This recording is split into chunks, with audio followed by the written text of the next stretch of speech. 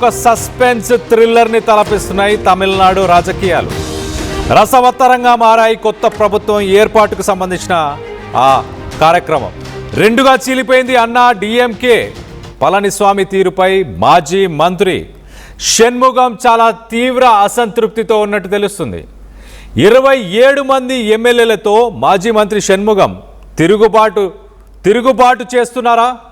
విజయ్కి 27 మంది అన్నా డిఎంకే ఎమ్మెల్యేల మద్దతు ఉందా?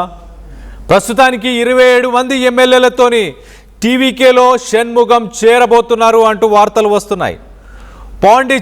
పుదుచ్చేరిలోని ఒక షోర్ త్రిశ్వం అనే రిసార్ట్లో ప్రస్తుతానికి 27 మంది ఎమ్మెల్యేలని షణ్ముగం తరలించి అక్కడ వాళ్ళతో రిసార్ట్ రాజకీయాలు నడిపిస్తున్నట్టు తెలుస్తుంది. మ్యాజిక్ ఫిగర్కి మరో 6 సీట్ల దూరంలో విజయ్ ఉన్నారు. ఏఐడిఎంకే ఎమ్మెల్యేల మద్దతుతో ప్రభుత్వ ఏర్పాటు ఈజీగా జరిగే అవకాశం ఉంది.